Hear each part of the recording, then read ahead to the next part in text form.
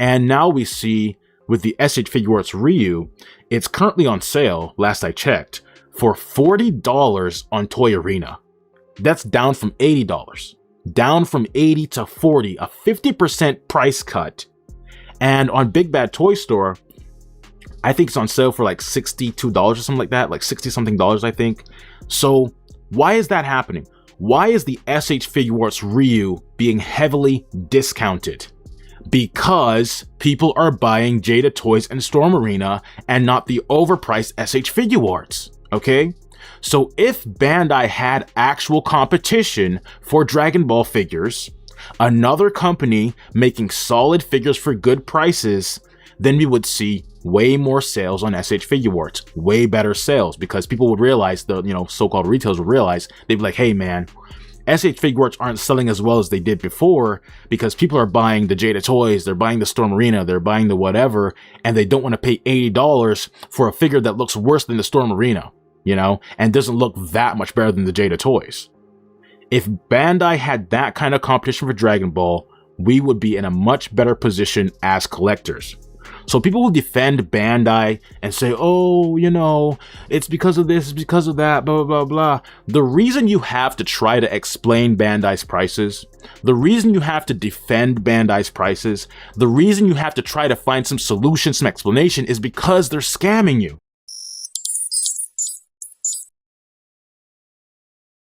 Bandai's just like such a horrible company, dude. And the thing is too, people I saw someone, I think one time, saying that the reason why Bandai charges such ridiculous prices for Dragon Ball figures is because the Dragon Ball license is expensive. They're trying to justify Bandai's prices by saying, oh, it's the license, dude. The license is expensive. That argument also doesn't work because even Bandai's figures for other licenses are ridiculously overpriced as well. Like the Street Fighter Ryu figure is on Big Bad Toy Store right now. The listed price is $80 and it's on sale, okay? So $80 is the price that it originally was. Storm Arena Ryu was $29.99. Right now it's $34.99. Storm Arena has increased some prices recently. I probably won't talk about it on this channel that much because this channel is not really like a Street Fighter channel. But anyways, let's say $34.99 for the Storm Arena Ryu. Jada Toys Ryu is like $24 or something, right? SH Figuarts $80 looks worse than the Storm Arena, and it's not that far from the Jada Toys. So it's clear that it's not the license that requires these overpriced figures. It's Bandai, okay? They overprice their Street Fighter figures. They overprice their Dragon Ball figures. They overprice their kaiju figures and stuff. Like with kaiju figures, I've seen Haya. Haya also makes kaiju figures. And their figures, from what I've seen, dude, are almost always basically half the price of Bandai. And they basically look the same level of quality. So it's not the license. It's not the license. It's Bandai. It's that company specifically. Bandai is a greedy company, okay? Stop trying to find some other explanation, some other alternative, some other solution. The answer is very simple. Bandai is a greedy, money-grubbing company, okay? Because if they weren't, then their other figures that are not Dragon Ball would not also be overpriced. You understand? If it was the Dragon Ball license that was causing these prices, then their Street Fighter figures would have better prices, their kaiju figures would have better prices, and then you'd be like, oh, it's Dragon Ball. That's the thing, it's Dragon Ball's license. No. Even their other figures, those figures are also being made by other companies. Those licenses are also being made by other companies for decent prices. So clearly Bandai can make these figures for decent prices and not scalping, scamming garbage. But Bandai chooses to scam you, okay? It's Bandai. The problem is Bandai. It's not the license. That excuse doesn't work either, okay? Stop trying to defend Bandai, man. So moving on, I wanted to show this once again. This is the Storm Arena Biscuit Oliva, like a prototype, right? Look at the shading on this thing. Look at the detail, all that stuff, and compare that to this plain garbage over here. This raccoon figure, right? $85 for this. $85. Look at that plain, basic looking nonsense. And then look at this, which is probably going to be about somewhere between 35 to like 45, I would guess, as a like price range for this thing. Okay, that's what I'd guess is the price range for this. And look how much more incredible. Even the sculpt, dude. Even the sculpt looks incredible. You see that? It looks like a statue with joints. That's basically how good it looks. And I actually noticed that with Storm's, their prototype, well, like kind of a prototype statue thing for Yuichiro Hanma, Yujiro's father, Yujiro Hanma's father, it seems that what they do is they actually make a statue and then they add joints to the statue. That's how seriously they take their artistic craft. They make an incredible looking statue and then engineer joints into that statue, okay? Whereas Bandai's over here making these Toys R Us exclusives and charging ridiculous prices. Just nonsense. So this is awesome stuff. This is what a premium action figure actually looks like, okay? If you want to call something premium, it better look like this, okay? Moving on, I also wanted to show this. Another massive character, right? Zangief, huge character. $42.99 for the Storm Arena Zangief, okay? And look at the shading in the muscles and stuff, man. Okay, let's get this. Let's zoom in here. Look at the shading in the muscles and stuff, right? See all that detail? That's what SH Figuarts should look like. Look at this, okay? Look at this. And then look at this plain nonsense over here for $85, right? Bandai's just scamming people, dude. You can't defend this nonsense. Oh, we're getting... Oh, hold on. So look at this, okay?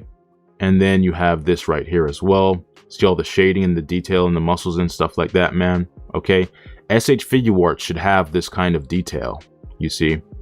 This is what SH Figuarts should be looking like if you want to charge people $85 and all these ridiculous prices. This is what you should be making, man. Right? Not that basic plain looking garbage and asking for $85. Right? Look at that. Look at all that detail right there. All that shading and stuff. Look at the sculpt and everything, dude. Right? Awesome musculature and everything. Look at that, right? This is what SH Figuarts should be. Look at that right there, okay? And I recently saw LPZZ as well, and the figures that I saw actually look really incredible as well. So I think LPZZ is another like top tier artistic like figure line kind of thing going on. So yeah, look at this, man, right? $42.99, and then you got this plain garbage over here for 80 whatever dollars. It's not the license, it is Bandai. Bandai is a greedy, money grubbing company. Understand that and accept the truth. This looks way better than Bandai. You know, I think the 1.0 Goku might have had a decent smiling expression. The Saiyan Raised on Earth might look decent as well, but certainly you can tell like there's a higher artistic standard with this than with those. You know, I think like those look a bit more basic, you know, but they don't look like horrible to me necessarily, right? But the SDCC 2024 one, dude, like this right here, I think this is probably the most atrocious looking smiling Goku face sculpt, like happy, you know, eyes like that Goku that Bandai's ever made. I mean, I think the superhero has like a smirk, but it's more like a kind of like a serious-ish, like a fighting kind of smirk, not really like a completely happy kind of smirk like this. So like a jolly kind of smirk, you know. So this right here, dude, this stuff is atrocious, like absolutely abominable to me. It just looks horrible. Like you can't even see his nose, dude. Like this looks so horrible. And I'm like, who is Bandai paying to make this garbage? That's what I want to know. How are they actually paying people, right, to make a happy Goku expression? And then they produce this garbage right here. And the manager or whoever is like, hey, yeah, totally, we approve this, let's go. The reason they get away with this lazy garbage is because they have no competition, okay? Third-party stuff, they're not competing at Walmart. They're not competing at Target, Big Bad Toy Store, whatever other, you know, so-called retailers. If they're scalping at all, I don't consider them true retailers. But, you know, so-called retailers, right? They're not competing at those kind of stores and stuff like that. Or even Amazon. I mean, I don't know if I've ever seen third-party stuff on Amazon. If it's ever been there, of course, it's probably being sold by like third-party sellers or whatever, but I don't think I've ever seen third-party Dragon Ball figures on Amazon, personally. But like, the reason they get away with this is because they have no competition, okay? Bandai knows that if you want this Goku right here, you have to get it from them, okay? So since they're the only option in town, what does that mean? They're gonna give you low effort trash, and they know that you have to buy it from them if you want it, okay? It's like if you live in a rural area, right? You live in a rural area, and there's only like one company in your area that provides you internet service in your area, right? What does that mean? That means that if you want internet access, okay, you have to buy it from that company. That's the case with Dragon Ball figures right now, okay? Official Dragon Ball figures. If you want official Dragon Ball figures, you have to buy them from Bandai. And because they have no competition, they have very little incentive, okay? Naturally speaking, very little incentive to give you great value for your money. They're like, well, since we're the only option, we know we're basically guaranteed this business. We're guaranteed these sales. So let's put in as little effort as we can while making it look kind of decent-ish to get people to buy it, but not giving them really great value.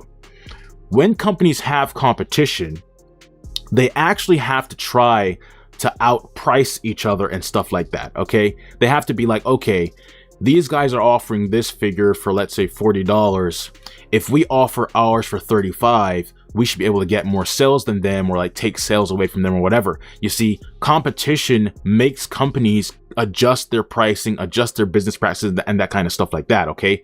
As we're currently seeing with the Storm Arena Ryu, the Jada Toys Ryu, and the SH Figuarts Ryu. Storm Arena, I don't think Storm Arena would exist if Jada Toys didn't exist, okay? But Jada Toys kind of, you know, in recent times at least, pioneered having, you know, kind of solid Street Fighter figures. I think some are better than others, but having, you know, pretty much solid Street Fighter figures for low prices and stuff like that, getting, you know, pretty good value for your money. And Storm Collectibles was like, wait a minute, people really like Jada Toys. They're getting a lot of sales, getting a lot of business. What if we were to capitalize on that market as well?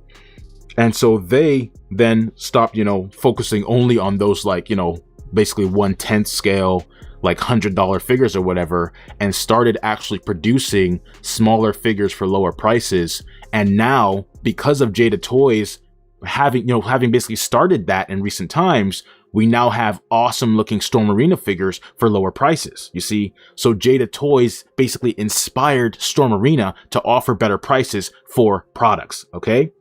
And now we see with the SH Figuarts Ryu, it's currently on sale, last I checked, for $40 on Toy Arena. That's down from $80. Down from 80 to 40, a 50% price cut. And on Big Bad Toy Store, I think it's on sale for like $62 or something like that, like 60 something dollars, I think. So why is that happening? Why is the SH Figuarts Ryu being heavily discounted?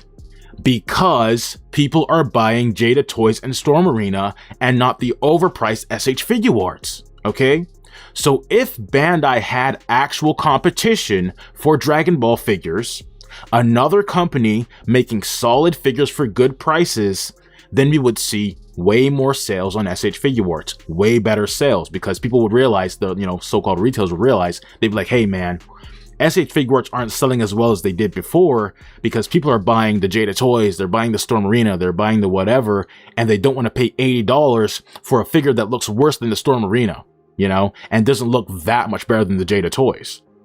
If Bandai had that kind of competition for Dragon Ball, we would be in a much better position as collectors.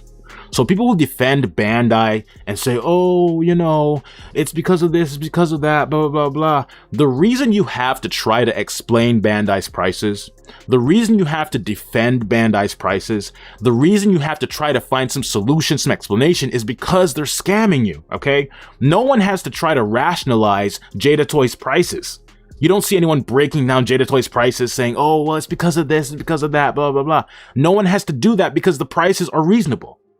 When the prices are not reasonable, that's when people have to defend it, okay?